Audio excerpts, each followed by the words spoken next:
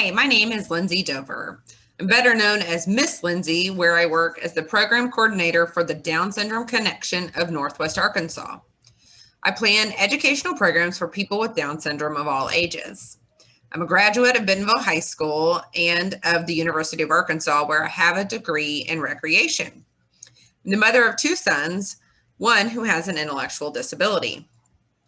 I am making this training video for our YMSL volunteers so that they can better understand what Down syndrome is and how best to work with individuals with Down syndrome. So, what is Down syndrome? Down syndrome is a condition in which a child is born with a full or partial extra copy of their 21st chromosome. This causes physical and mental developmental delays and disabilities. Approximately 1 in every 700 babies in the United States is born with Down syndrome, making Down syndrome the most common chromosomal condition. About 6,000 babies with Down syndrome are born in the United States each year.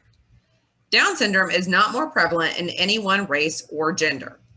There are actually 3 types of Down syndrome. Trisomy 21 is the most common, then translocation and mosaic, but all involve an extra copy of the 21st chromosome. So why is it called Down syndrome? Down syndrome is named after the English physician John Langdon Down, who first published an accurate description of a person with Down syndrome in the late 19th century.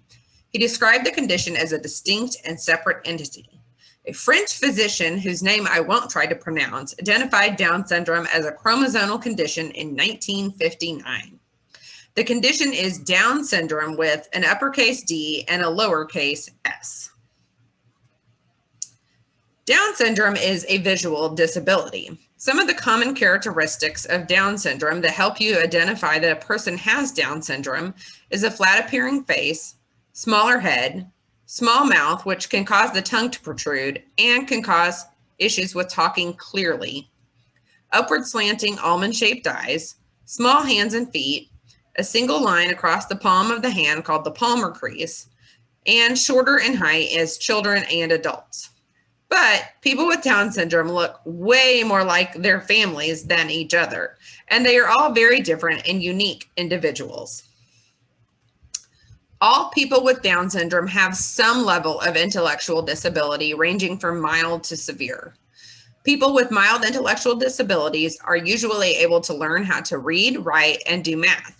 They can take care of their needs like feeding themselves, going to the bathroom, and taking care of hygiene needs by themselves and dressing themselves. They can live on their own with support. Many will hold jobs, and some will even get married. People with moderate or severe intellectual disabilities will need more support with everyday tasks. People first language. People with Down syndrome should always be referred to as people first. Never say Downs person or Down syndrome child or he or she has Downs. Instead, say a person, individual, or child with Down syndrome. They are a person first, not their diagnosis. Down syndrome is a condition or a syndrome, not a disease or contagious, and it cannot be cured. People have Down syndrome. They do not suffer from it, and they are not afflicted by it. Typically developing or typical is preferred over normal when talking about people without a developmental disability. Intellectual disability or cognitive disability has replaced mental retardation as the appropriate term. It is never okay to use the R word. People with Down syndrome are more like typically developing people than they are different. People with Down syndrome have many talents: cooking, swimming, cheerleading, firefighting, playing the piano, and more. People with Down syndrome want to be independent. They want to be treated just like everybody else. And it's a myth that people with Down syndrome are always happy. They feel all the same emotions typically developing people do: happy, sad, scared, frustrated, excited, and mad. I can assure you their families wouldn't say that they were always happy. People with Down syndrome can do most of the things that typically developing people can do. So, how can you best work with individuals with Down syndrome? When you're working with somebody with Down syndrome, you need to slow down. Sometimes it may take longer for a person with Down syndrome to process what you are saying. Slow down and give them time to process, usually 10 seconds. If you can't understand the person with Down syndrome, ask them to repeat what they've said and to slow down. They might also use gestures to help you understand. Some participants may be nonverbal and use sign language or a communication device to get their needs across. If they get frustrated, remain calm and be patient. Clear directions. It's difficult for a person with Down syndrome to follow multiple directions at once. So give directions one at a time. Also, people with Down syndrome tend to be visual learners. Show them how to do something or show them a visual. But remember, let them do it. It's human nature to step in when we see someone struggling, but allow them to struggle and to try to do it on their own before you step in so that they can learn, and be encouraging. Sometimes when you're working with someone with Down syndrome, you might run into a few issues, such as eloping, which doesn't mean running off and getting married, but it does mean that sometimes people with Down syndrome will make a run for it, especially if they don't like what they are doing. If this happens, follow so they don't get into a situation where they could be hurt. See if you can encourage them to come back to the group, even if just to sit and watch. Refusal. Sometimes a participant refuses to participate in an activity. That's okay. We always encourage, but we don't force them to participate.